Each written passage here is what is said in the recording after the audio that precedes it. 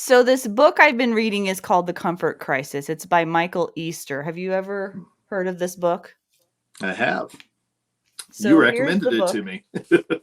Did I? Yes. Okay. So here's the book for everybody that's not seen it. It's by Michael Easter. I haven't read the whole thing yet, but I have gathered some really interesting statistics from this book that he has done research on. And basically the gist of his book is not only from a research standpoint about discomfort and how actually leaning into uncomfortableness is the path towards growth and being more content and happy in your life. So anyway, he went on this journey into Arctic Alaska with another guy who was more experienced than him, two other guys, I think. And it was just this incredible journey of grit and uncomfortableness. And he had done and experienced this before, but the whole book just talks about his reflection on that. But here are some statistics I pulled from the book, which I think are really interesting. Did you know that only 2% of people in America take the stairs when they have the choice of an escalator? Did you know that 70% of Americans are overweight or obese? So 20% of eating is actually because we're hungry. 80% of it is because of boredom or stress or just habit because it's noon, so it's time to eat, which I was floored to hear that. Um, 95% of our time in general is indoors in a temperature controlled environment out of the sun. Could this be true? 11 hours a day engaging with digital media of some kind. So that could be on your computer or an iPad or that's insane to me to think, but I guess that was one of the statistics. So he talks about the benefits of boredom.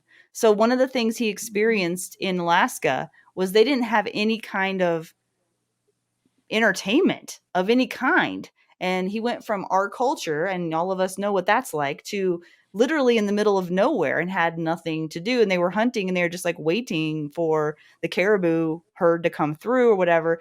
And he said that the benefits he found from boredom that nobody hardly experiences anymore because of our devices is creativity, uh, introspection, taking in our surroundings.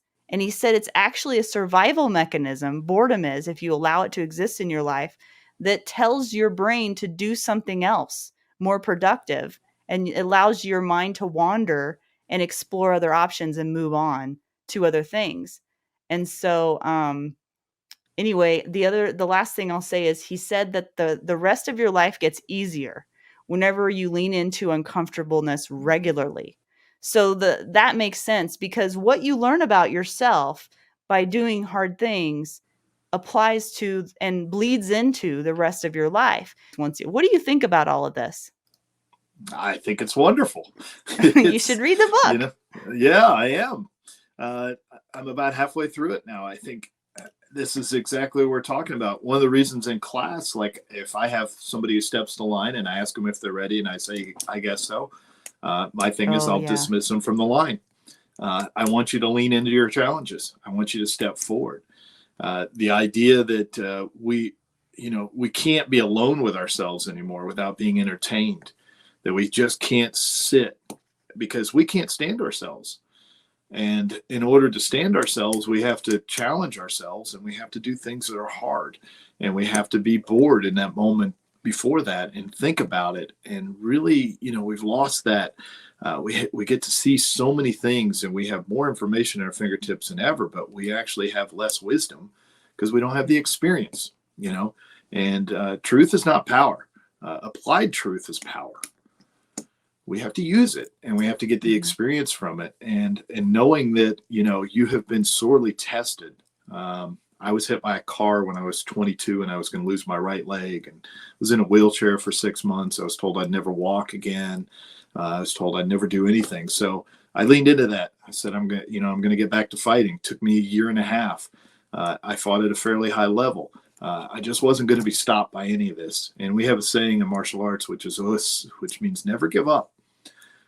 Lean into these challenges, and there are real challenges in everybody's life. We don't want your challenges to be so overwhelming.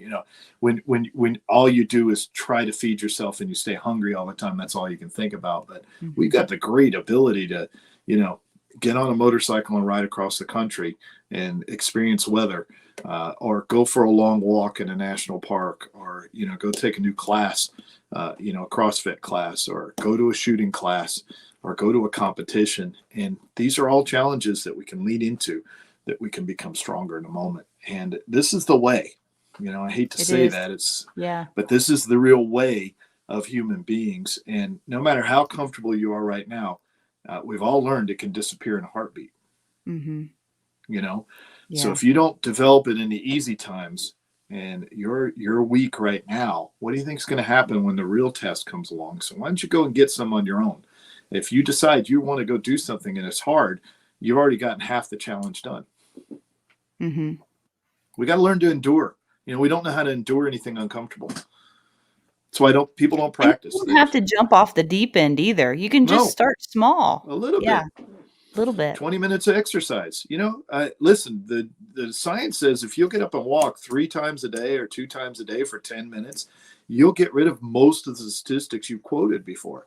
But people can't be bothered to be interrupted from their fantasy that isn't life. You got to get up and go do something.